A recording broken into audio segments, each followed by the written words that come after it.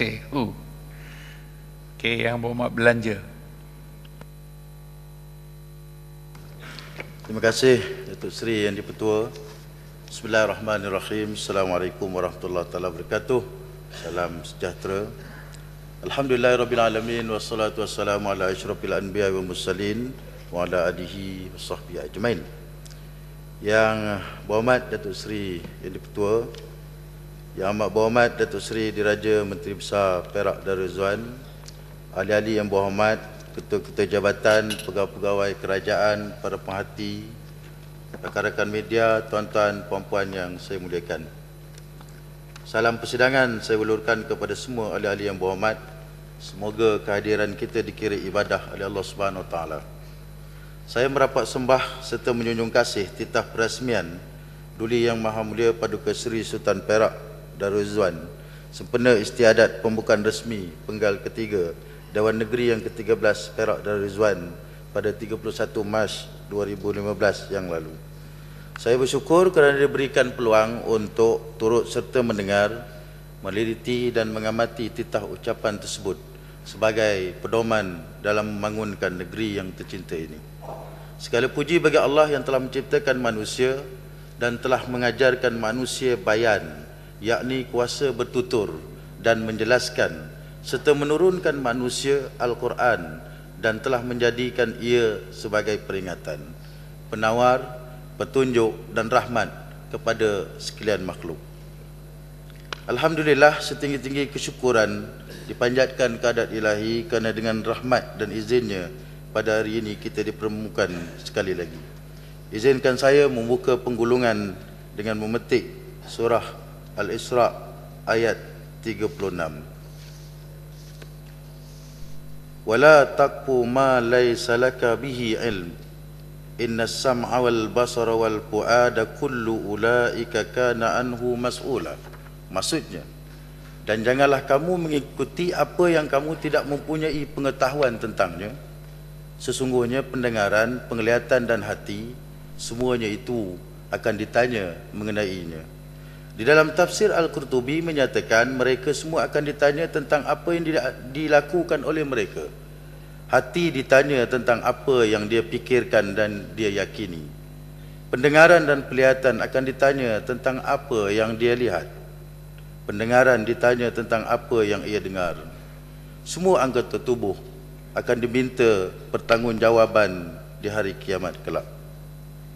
Menjadi harapan, dengan ayat ini, ia dapat membuka hati-hati yang tidak tenang di kalangan umat Islam dan rakyat, supaya tidak membuat sesuatu tindakan membuta tuli tanpa memikirkan akibatnya, seperti mana insiden berpakaian serba hitam di upacara istiadat pembukaan mesyuarat penggal ketiga Dewan Undangan Negeri ke-13 yang lalu oleh Duli Yang Maha Mulia Paduka Seri Sultan Perak Sultan Nazrin Muizzuddin Shah, sehingga mengundang perbuatan tidak menghormati ulul amri. Datuk Seri Yang di-Pertua, Duli Yang Maha Mulia Paduka Seri Sultan ada menyentuh tentang tuntutan ilahi untuk menunaikan zakat, dan kutipan zakat telah mencatat peningkatan dari individu, badan korporat maupun entiti perniagaan. Zakat bertindak sebagai satu mekanisme yang penting kepada sesebuah negeri dalam menjamin kemaslahatan rakyat keseluruhannya. Zakat bukan sahaja mampu membasmi kemiskinan terhadap golongan asnaf, malah ia juga mampu meningkatkan ekonomi melalui penyediaan kemudahan asas kepada golongan yang memerlukan. Kerajaan negeri sentiasa komited dalam mengukuhkan institusi zakat dalam memastikan pertumbuhan ekonomi dan dapat dicapai melalui agihan semua kekayaan. Datuk Seri Yang di-Pertua, saya ingin menjawab soalan yang diajukan oleh ahli-ahli yang berhormat ketika perbahasan titah peresmian Duli Yang Maha Mulia Paduka Seri Sultan Perak Darul Rizwan. Yang berhormat Cangkak Jering ada membangkitkan mengenai pusat khusus bagi pengusaha kecil dan sederhana PKS dalam industri pelancongan dan warisan. Kerajaan negeri melalui Perbadanan Kemajuan Negeri Perak PKNP dan lain-lain agensi berkaitan pelancongan akan melakukan kajian kesesuaian yang komprehensif bagi mengenal pasti kawasan-kawasan, usahawan-usahawan serta produk-produk berpotensi agar pusat yang menempatkan berbagai produk IKS yang dicadangkan itu untuk ditengahkan sebagai tarikan pelancong yang seterusnya dapat memperkenalkan industri IKS ke peringkat global. Datuk Seri Yang Berhormat Cangkak Jering juga bertanyakan tentang kajian solat oleh orang-orang Islam di negeri Perak. Sudah menjadi kebiasaan atau sunnah bagi setiap suatu yang dijadikan oleh Allah itu mesti ada teras atau tiangnya. Kalau pokok, ia ada akar tunjang. Kalau manusia, ia ada jantung hatinya. Kalau bangunan, ia ada tiang serinya. Begitulah juga dengan agama. Ia juga mempunyai teras atau tiang yang berfungsi untuk mempertahankan daripada segala macam jenis pencerobohan yang boleh meruntuhkannya. Jadi tiang bagi Islam ialah solat. Justru itu, kerajaan negeri bersedia dengan cadangan Yang Berhormat Cangkak Jering untuk melaksanakan kajian solat 5 waktu oleh orang Islam di negeri Perak dan akan menentukan dan mengenal pasti mekanisme yang sesuai untuk digunakan dalam kajian tersebut. Yang Berhormat Cangkak Jering juga telah membangkitkan isu supaya muazzin diletakkan di hospital-hospital kerajaan bagi mengazankan. Titi Serong. Assalamualaikum warahmatullahi wabarakatuh. Terima kasih Datuk Seri. Berkaitan dengan solat yang disebutkan tadi, saya lihat bahawa isu solat Jumaat ini ramai di kalangan mereka yang tidak menunaikan solat Jumaat pada hari Jumaat. Soalan saya, sejauh mana pihak kerajaan mengambil tindakan supaya mereka yang dikenal pasti bahawa mereka yang tak menunaikan solat Jumaat itu dapat diambil tindakan. Sebab amat menyedihkanlah. Ya, sebab saya pernah buat beberapa pemerhatian dengan beberapa kumpulan-kumpulan pada pukul 1 suku tengah hari sehinggalah selesai solat Jumaat. Jadi kita menempatkan beberapa daripada kalangan muslimat, wanita lah, mereka ini tak sembahyang Jumaat, jadi duduk di situ. Dan didapati bahawa di sana ada ramai di kalangan yang tak sembahyang solat Jumaat. Termasuklah kedai-kedai restoran ataupun peniaga-peniaga itu ni yang tidak menaikkan solat Jumaat. Jadi soalan saya sejauh mana tindakan itu diambil oleh pihak kerajaan. Terima kasih. Terima kasih Yang Berhormat Titi Serong yang bertanyakan tentang bagaimana kaedah ataupun kerajaan khususnya di dalam menanggulangi khususnya mereka-mereka yang sepatutnya pada hari Jumaat untuk menunaikan ibadat solat Jumaat. Sebenarnya sebagaimana yang kita tahu Yang Berhormat bahawa tuntutan semayang ini merupakan fardu dan kewajipan kepada umat Islam. Dan sebenarnya di peringkat ibadah semayang ini pun contohnya kepada hari Jumaat yang cukup istimewa sebenarnya. Banyak contohnya di peringkat media elektronik sebagainya selalu untuk memberikan bentuk-bentuk peringatan kepada khususnya kepada umat Islam hari Jumaat dengan tazkirah dan sebagainya, termasuklah azan.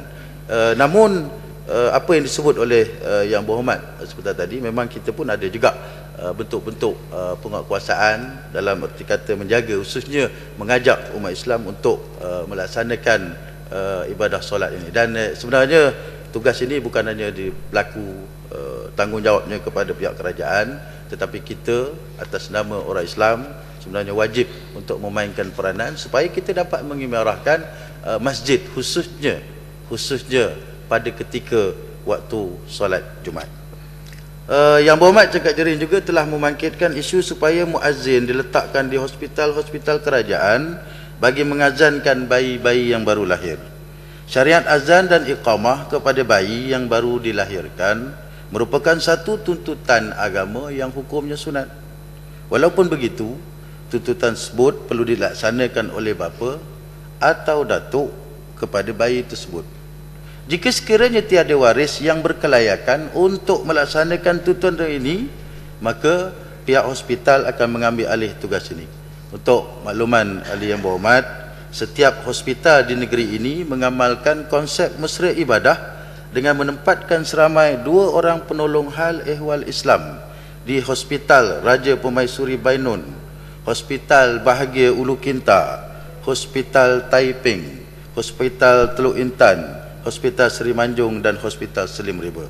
Penolong hal ehwal Islam tersebut akan bertanggungjawab dalam menguruskan urusan fardu kifayah berkaitan dengan kepentingan pesakit, terutamanya soal pengurusan jenazah, mengazankan dan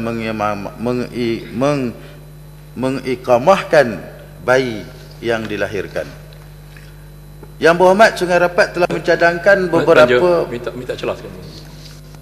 Jawab macam kejeri. Terima kasih Datuk Seri Speaker. Saya mencadangkan hal itu oleh kerana di Perak ni tidak banyak, tidak semua hospital tu ada wad bersalin. Hanya hospital besar sahaja. Tapi kalau kerajaan memberikan satu allowance khas supaya mereka ini sepenuh masa. Betul ada penasihat, tapi dia bukan dalam bidang itu. Dia mungkin dalam bidang-bidang pengurusan jenazah.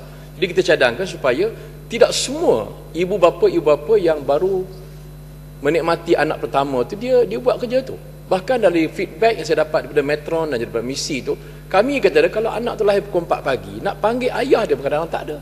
Jadi untuk itu terpaksa kami bergegar cari orang lain yang boleh mengazankan. Kadang-kadang panggil driver ambulans yang sedang meroloh tu. Gerak dia, yuk minta azankan. Jadi kalau ada tukang azan, mana dia dibayar setiap bulan. Itu cadangan kami kepada semua wad-wad bersalin yang besar. Wallahualam. Terima kasih. Terima kasihlah Yang Berhormat yang memberikan pandangan yang cukup baik. Cuma saya katakan tadi bahawa di setiap hospital tu memang telah pun ada penolong pegawai hal Islam, dan yang paling penting saya sebut tadi, untuk tugas mengazan dan mengiqamahkan bayi ini sebenarnya difokuskan kepada bapa ataupun datuk. Tapi walau bagaimanapun, jika sekiranya tidak ada kemampuan-kemampuan tertentu, maka di peringkat hospital akan mengazankan dan juga mengiqamahkan tersebut. Yang Berhormat, Sungai Rapat telah mencadangkan beberapa perkara untuk meningkatkan pelibatan Bumi Putra serta industri IKS serta memohon pendekatan konsep Alibaba ditukar kepada konsep mentor-menti di samping mentor-menti. Untuk makluman Yang Berhormat Sungai Rapat, Kerajaan Negeri melalui SME Corp Malaysia telah memperkenalkan program Tunas Usahawan Belia Bumi Putra Tube 2014 yang bertujuan melahirkan usahawan belia yang berjiwa kental lagi berdedikasi. Semua peserta yang terpilih perlu menjalani kursus 3 pasar merangkumi pembangunan sahsiah diri, fizikal dan mental di dalam menjalani perniagaan. Bagi memastikan tiada pembaziran dan ketirisan geran yang diberikan, maka konsep pemantauan dan bimbingan peserta berjaya dijalankan dipanggil body system dengan izin, dilaksanakan sendiri oleh kaunselor SME Corp selama 12 bulan bagi memastikan kelestarian perniagaan yang dicuburi. InsyaAllah dengan bimbingan dan pemantauan yang berskala tersebut dapat menghindarkan pendekatan Alibaba ke atas perniagaan tersebut. Untuk maklumat Yang Berhormat, Kerajaan Negeri sentiasa berusaha untuk memastikan anak-anak syarikat Kerajaan Negeri Perak bergerak aktif mengikut matlamat yang telah digariskan. Yang Berhormat, Gunung Semanggul membangkitkan tentang kempen mengimarahkan masjid. Kerajaan Negeri sedar tiada tempat yang lebih baik di bumi ini selain masjid. Masjid adalah tempat sumber ketenangan dan dipenuhi dengan keberkatan daripada Allah Subhanahu wa taala. Diriwayatkan oleh Imam Muslim daripada Abu Hurairah radhiyallahu anhu, sabda Nabi sallallahu alaihi wasallam yang maksud, tidak berhimpun satu kaum dalam rumah Allah iaitu masjid. Pasti akan diturunkan ke atas mereka ketenangan dan kerahmatan dari Allah Subhanahu wa taala.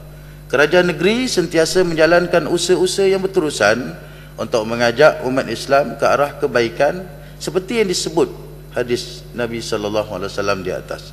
Di atas langkah-langkah yang dijalankan oleh Jabatan Agama Islam adalah seperti berikut.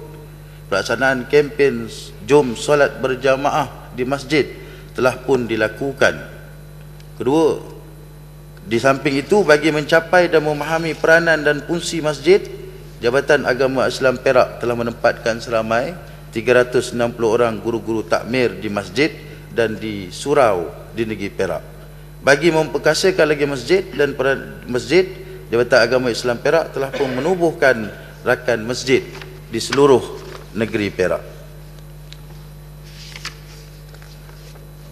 Berkenaan soalan yang dibangkitkan guna semanggul berkaitan menyemarakkan solat dan zakat di kalangan umat Islam. Untuk maklumat yang berhormat, antara solat dan zakat memang tidak dapat dipisahkan bagai aur dan tebing. Bagi solat, ia lebih menekankan kepada membina hubungan manusia dengan Allah, hablum minallah. Sedangkan zakat lebih menekankan kepada hubungan sesama manusia, hablum minan nas.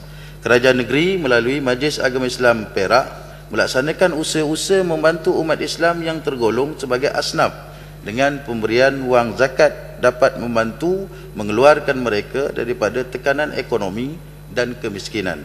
Antara bentuk-bentuk yang dilaksanakan adalah seperti menyediakan bantuan modal perniagaan melalui Baitul Mal, menaja wang pembelajaran anak-anak asnaf bagi melanjutkan pelajaran pada semua peringkat termasuk kepada kursus-kursus berbentuk kemahiran.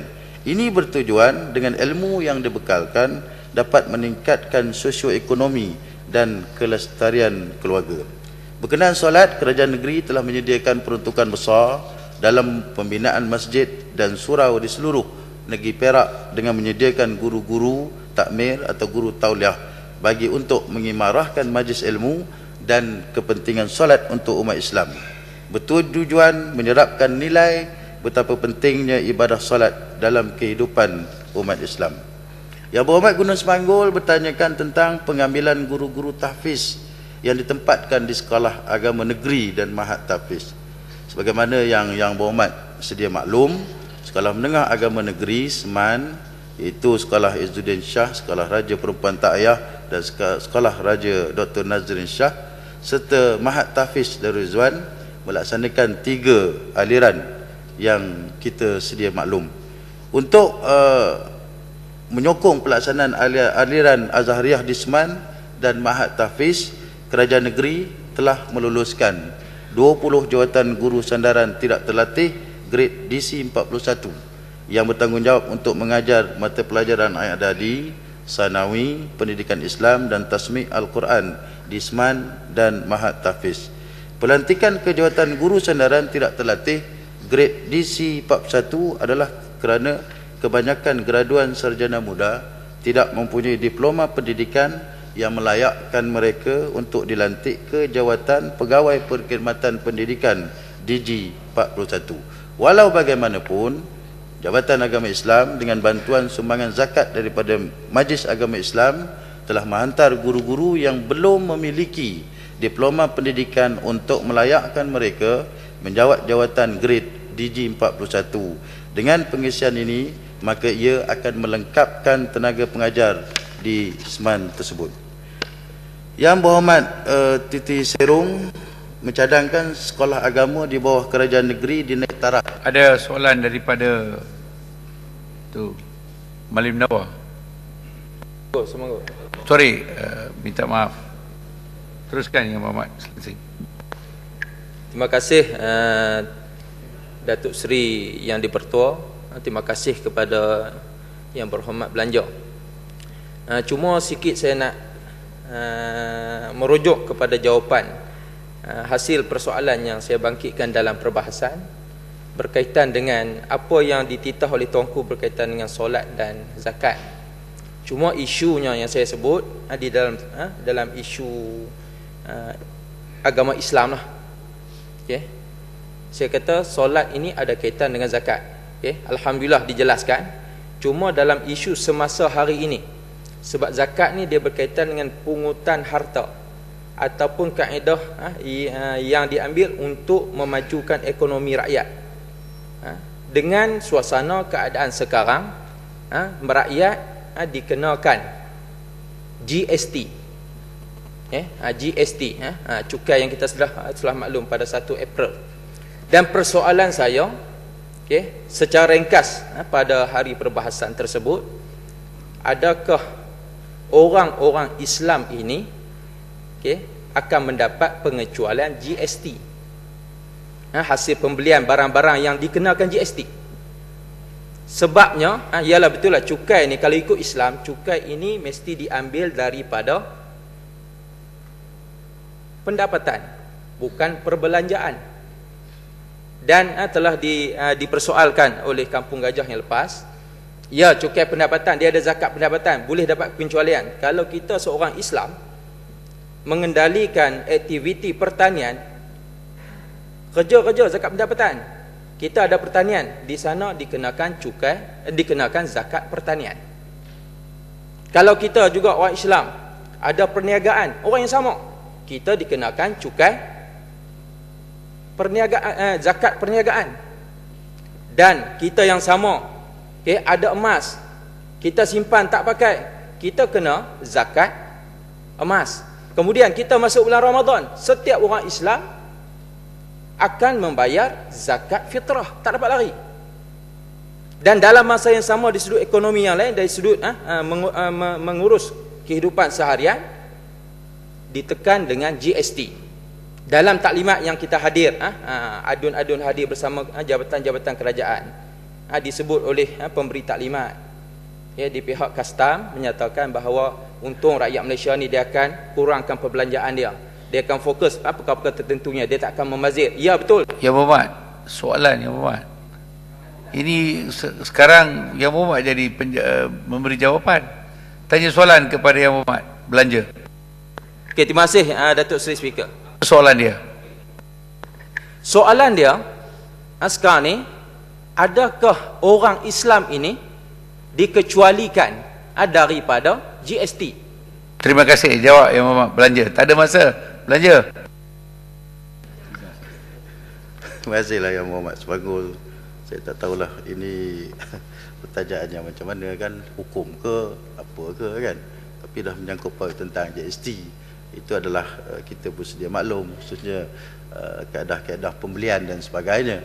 Zakat adalah untuk kita mengeluarkan zakat. Jadi supaya YB jangan confuse dan sebagainya, dan saya yakin dan percaya Yang Muhammad air kuning nanti akan jelaskan sedikit sebanyak. Tetapi apa yang disebut oleh Yang Muhammad, peranan zakat itu sebenarnya cukup penting. Yang ditanyakan adalah untuk mengangkat setiap daripada modal insan, dan juga ada asnaf-asnaf tertentu dengan maksud dan matlamat supaya setiap daripada umat Islam itu mempunyai keupayaan tersendiri, baik dari segi sudut ekonomi, baik dari segi apa perkara-perkara yang boleh dibantu dan sebagainya. Saya nak jawab Panjang lagi Ya Muhammad, 5 minit lagi lah. Datuk Seri Yang di-Pertua, saya ingin menjawab soalan yang dibangkitkan oleh Yang Berhormat Titi Serong, mencadangkan sekolah agama di bawah kerajaan negeri dinaik taraf menjadi sekolah asrama penuh. Untuk makluman Yang Berhormat, sekolah berasrama penuh menyediakan suasana persekolahan dan pembelajaran yang terancang, terkawal dan sempurna bagi memupuk serta mengembangkan potensi murid yang cemerlang sebagai warga negara yang seimbang dan bertanggungjawab terhadap agama bangsa dan negara. Sekolah menengah agama negeri kelolaan kerajaan negeri telah mencapai maksud tersebut. Cuma ia tidak dikenali sebagai sekolah berasrama penuh kerana sekolah ini tidak diletakkan di bawah pengurusan Kementerian Pendidikan Malaysia. Kerajaan negeri telah menyediakan pelbagai kemudahan dan prasarana yang lengkap untuk pengajaran dan pembelajaran di sekolah yang mencapai taraf sekolah berasrama penuh. Sekolah-sekolah ini telah dilengkapi dengan makmal sains, komputer, bengkel kemahiran hidup, bangunan kelas yang mencukupi dan lain-lain prasarana. Sekolah menengah agama negeri juga sangat istimewa kerana sekolah ini menawarkan 3 aliran, iaitu akademik, azhariah dan tahfiz. Pelajar-pelajar yang berjaya memasuki sekolah ini adalah pelajar yang terpilih dan cemerlang bukan sahaja dalam bidang akademik, malahan cemerlang dalam bidang agama. Datuk Seri Yang di-Pertua, saya juga nak menjawab soalan yang dibangkitkan oleh Yang Berhormat Titi Serong berkaitan kempen satu keluarga satu hafiz. Marilah kita merenung sebentar firman Allah Subhanahu Wa Taala dalam surah Al-Hijr ayat 9. A'udzubillahi minasyaitonirrajim. Inna nahnu nazzalna zikra wa inna lahu lahafizun. Maksudnya sesungguhnya kamilah yang menurunkan Al-Quran dan kamilah yang memelihara dan menjaganya. Untuk makluman Yang Berhormat Adun Tisi Serong, Kerajaan Negeri telah mengambil pelbagai tindakan dan inisiatif dalam usaha meningkatkan bilangan khufaz di negeri Perak, dengan kata lain satu rumah seorang hafiz. Sidang Dewan yang dihormati, di antara langkah yang dilaksanakan oleh pihak kerajaan untuk menyemarakkan cinta baca dan hafal Al-Quran bermula dengan pembelajaran kelas Fardu Ain Kafah untuk menghidupkan Al-Quran di hati. Selain daripada itu, langkah-langkah di atas, Kerajaan Negeri telah menubuhkan Ma'had Tahfiz Negeri wal Qiraat dan sekolah menengah tahfiz daerah di setiap daerah. Kerajaan Negeri juga menyediakan inisiatif kepada pelajar-pelajar Ma'had Tahfiz Negeri wal Qiraat dengan sebanyak ringgit Malaysia 550. Tanggungjawab bagi melahirkan satu rumah satu hafiz adalah secara kolektif di antara kerajaan dan rakyat. Usaha-usaha yang mulia ini berpisah tiada. Gandingan bersama kerajaan dan rakyat, Kerajaan Negeri mengucapkan syukur kepada Allah SWT dengan usaha-usaha yang telah dilaksanakan bagi menyemarakkan kempen cinta Al-Quran dapat melahirkan sebuah keluarga yang mencintai Al-Quran. Seterusnya, merealisasikan hasrat bersama satu keluarga, satu hafiz. Ruang dan peluang untuk belajar menghafal ayat Al-Quran amat terbuka kepada anak-anak, khususnya di negeri Perak.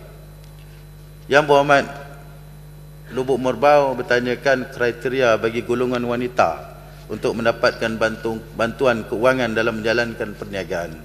Wanita sebahagian besar daripada populasi masyarakat Malaysia. Sumbangan besar kaum wanita kepada pembangunan negara sememangnya telah lama diiktiraf. Sebagai isteri, ibu dan anak, mereka merupakan tunggak utama dalam membentuk generasi Malaysia yang penyayang dan progresif di masa depan. Peranan wanita yang semakin penting dalam ekonomi menjurus kepada keperluan untuk meningkatkan penyertaan mereka dalam aktiviti ekonomi bagi membolehkan pencapaian ekonomi dan sosial yang mampan serta beroperasi pada tahap tinggi.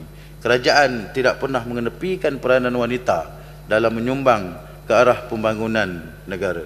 Jasa wanita tidak ternilai dalam membentuk masyarakat sejak dulu lagi, tidak pernah dinafikan.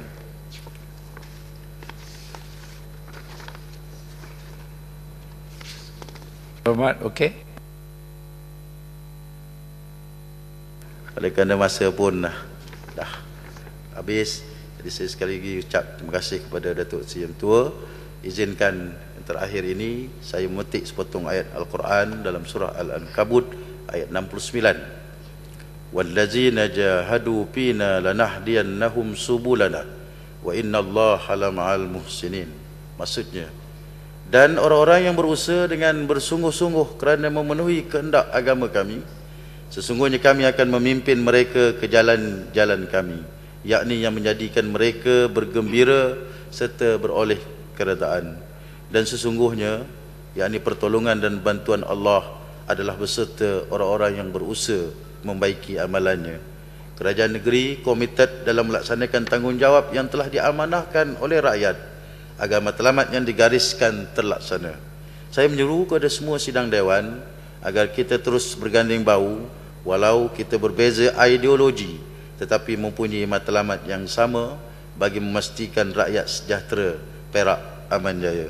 Bagi mengakhiri ucapan penggulungan ini, saya ingin nukilkan dua rangkap pantun. Cantik bergugus buah papaya, masak dipetik satu persatu, walaupun berlainan budaya, kerana muhibbah hidup bersatu. Petang hari pergi ke pekan, pulang membawa sebungkus laksa. Hidup muhibbah perlu diamalkan di negeri Perak berbilang bangsa. Sekian, wabillahi taufiq wal hidayah. Wassalamualaikum warahmatullahi wabarakatuh. Terima kasih Yang Berhormat Belanja kerana mengingatkan. Yang Berhormat daripada Air Kuning.